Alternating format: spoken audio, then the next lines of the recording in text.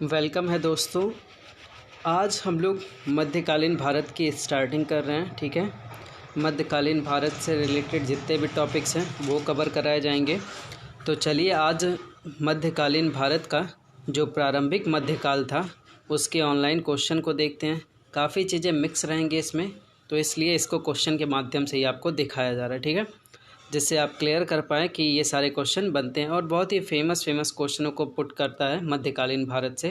ठीक है, तो स्टार्टिंग का जो प्रारंभिक मध्यकाल था उससे जो इम्पोर्टेंट चीज़ें हैं वो आप देखिए। ठीक है, ऑनलाइन ऑफलाइन के सारे क्वेश्चन को देखिए। पहला क्वेश्चन जो है, अलबर्नी द्वारा अरबी में लिखित किताब, जो किताब किस में लिखी थी? अरबी में लिखी हुई थी। ठीक है, जिसमें उपमहाद्वीप का लेखा जोखा मिलता है, उसका नाम क्या था? किताब अल हिंद। ठीक है, किताबुल हिंद नाम भी आता है इसमें। देखिए किताब अल हिंद लिखा, तो इससे परेशान नहीं हुई है। ठीक है, लिखा किसने था? अलबर्नी ने लिखा था, अरबी भाषा में लिखा गया था। ठीक है, बढ़ते हैं नेक्स्ट पे।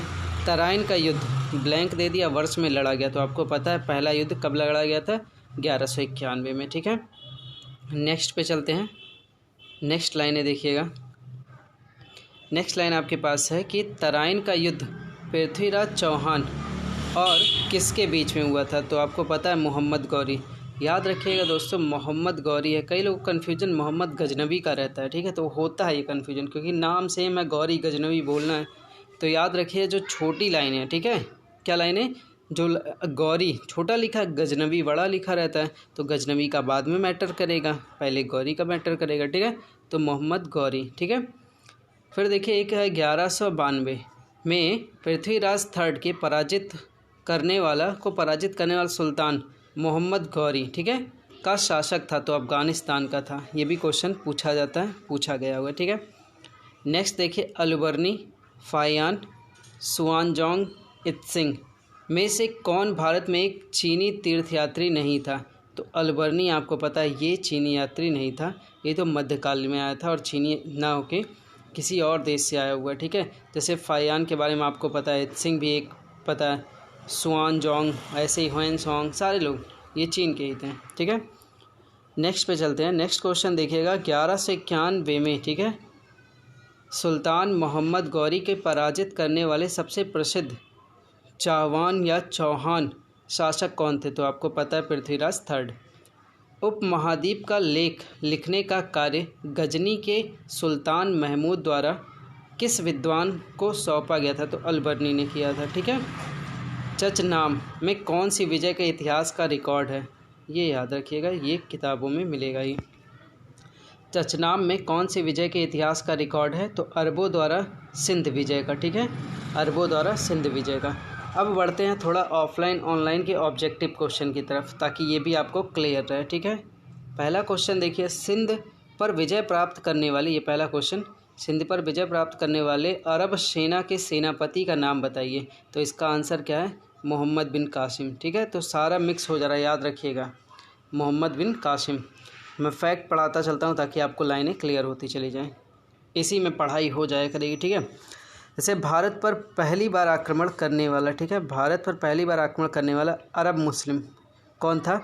जो 712 में आया था, मोहम्मद बिन कासिम। ठीक है, इसी ने भारत पर अपना पहला आक्रमण किया था, या कह सकते हैं पहला मुस्लिम आक्रमण या अरब मुस्लिम आक्रमण, कुछ भी आप बोलिए। तो मोहम्मद बिन कासिम, ठीक है, द्वारा भारत पर आक्रमण किया गया था। जो अरब का निवासी था, कहाँ का था वो? अरब का रहने वाला था। इस समय सिंध का शासक दाहिर था, जिसे मोहम्मद बिन कासिम ने हराया था। ठीक है, फिर आगे बढ़ते हैं। देखिए, सुल्तान महमूद कहाँ का शासक था? ये भी क्वेश्चन मिल गया। ठीक है, महमूद कहाँ का था? गजनी का। ठीक है, महमूद गजनी का। ये देखिए ऑनलाइन के क्वेश्चन है। ठीक है, तो ऑनलाइन ऑफलाइन दोनों ऑब्जेक्टिव क्वेश्चंस। इसमें देखिए डिटेलिंग है। महमूद गजनवी यामिनी वंश का, बहुत अच्छा क्वेश्चन है, कई बार ये भी पूछा गया होगा, तो ये याद रखिएगा। किस वंश से था महमूद गजनवी? महमूद गजनवी यामिनी वंश से था।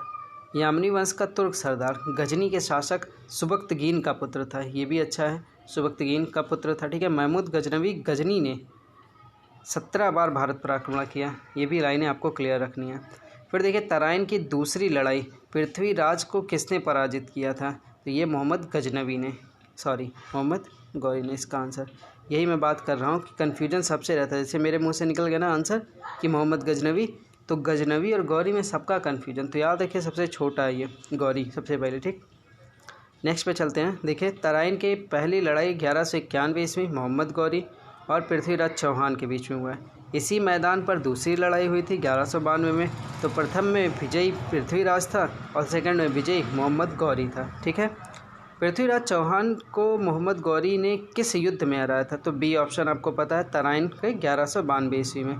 किस लड़ाई ने मोहम्मद गौरी के लिए दिल्ली का क्षेत्र खोल दिया था? तो वही तराइन की दूसरी लड़ाई, ठीक है। आइए देखिए तराइन का द्वितीय युद्ध के बीच लड़ा गया था। देखिए कितनी बार पूछा जा चुका है, तो इसको आप याद कर डालिए, ठीक है। तो ये डी ऑप्शन है, मोहम्मद गौरी और पृथ्वीराज चौहान। फिर देखिए निम्नलिखित में से किस राजपूत राजा ने मोहम्मद गौरी को पहली बार लड़ा है? फिर राजपूत, ये लाइन देखिएगा, क्वेश्चन को थोड़ा घुमा के इस बार पूछा है। आप लगाना चाहें तो पृथ्वीराज, लेकिन पृथ्वीराज तृतीय पे अब नहीं लगाएंगे। क्यों? क्योंकि ये चावान वंश के थे या चौहान वंश के थे। लेकिन आपसे सवाल दूसरा पूछ रहा है कि राजपूत राजा, ठीक है, मोहम्मद गौरी को पहली बार किसने हराया था? ठीक है, तो बघेल भीम ने हराया था। और लाइनें हैं, कब हराया था, यहाँ पूरी लाइनें ले लेते हैं। मोहम्मद गौरी को पहली बार अहिनवाड़ा, ठीक है, अहिनवाड़ा के शासक भीम द्वितीय ने 1178 में हराया था, ठीक है। आइए इसमें देखिए कुछ लाइनें मैच करानी है कि कौन सी लाइनें सही हैं। तो इसमें सी ऑप्शन सही दे रहा है कि केवल एक। क्या पूछा गया? निम्नलिखित में से इसका मिलान सही है, तो केवल एक का मिलान सही है। और यहाँ पे देखिए कुछ बनाया होगा और लाइनें एक्सप्लेन की गई हैं, उसको भी सुन लेते हैं। सुल्तान महमूद गजनवी द्वारा सोमनाथ की लूट की गई थी। अन्य सभी विकल्प का सुमेलन सही नहीं है, इसीलिए क्या है, सी ऑप्शन सही है। मतलब यहाँ पे केवल एक सही है, सी ऑप्शन में महमूद गजनवी सोमनाथ की लूट, ठीक है, बढ़िया। अब देखिए दोस्तों अगली टॉपिक हम लोगों की सल्तनत काल रहेगी, ठीक है। तो मैंने आपको ऑनलाइन के क्वेश्चन दिखा दिए, ऑफलाइन के क्वेश्चन ऑब्जेक्टिव दिखा दिए। टॉपिक आप यहीं से कवर कर लीजिएगा, बुक्स भी आप ओपन कर सकते हैं, थोड़ा थोड़ा पढ़ सकते हैं, ठीक है। चलिए।